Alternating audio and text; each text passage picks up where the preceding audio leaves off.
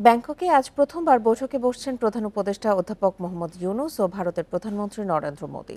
বিমস্টেক সম্মেলনের সাইডলাইনে এই বৈঠক হবে।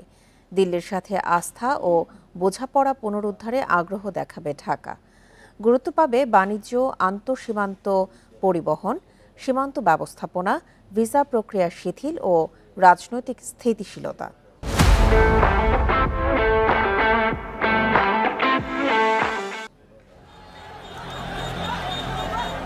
ছাত্র জনতার গণ অভ্যুত্থানের মুখে দেশ ছেড়ে শেখ হাসিনা ভারতে আশ্রয় নেওয়ার পর নানা ইস্যুতে বাড়ে ঢাকা দিল্লির সম্পর্কে দূরত্ব।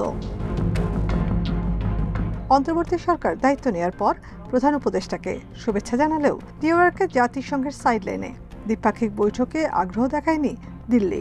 একই উত্তর ছিল এবারও। তবে শেষ মুহূর্তে বিমস্টেক সম্মেলনের ফাঁকে বৈঠকে বসার সবুজ সংকেত দেয় দিল্লি। বৃহস্পতিবার থাইল্যান্ডের প্রধানমন্ত্রীর নৈশ ভোজেও পাশাপাশি দেখা যায় অধ্যাপক ইউনূস ও নরেন্দ্র মোদীকে। শুক্রবার ঢাকা দিল্লি শীর্ষ বৈঠকে বসছেন দুই নেতা।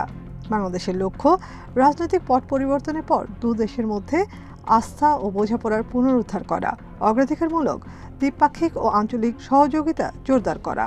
ভারতের সাথে আমাদের সম্পর্কের যে বর্তমান প্রেক্ষাপট, সেই প্রেক্ষাপটের প্রেক্ষিতে এই বৈঠকটিকে আমরা গুরুত্ব দিয়ে দেখছি।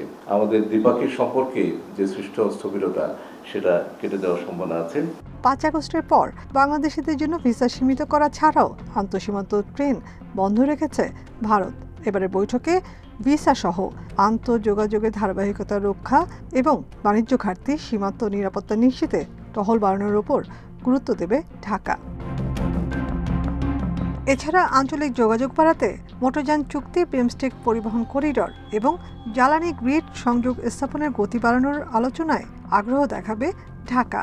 সম্পর্কের নতুন অধ্যায়ের সূচনায় ভারতের প্রধানমন্ত্রীকে বাংলাদেশ সফরের আমন্ত্রণও জানাতে পারেন প্রধান উপদেষ্টা। নাফিজাতুল্লাহ, ইন্ডিপেন্ডেন্ট নিউজ, ঢাকা।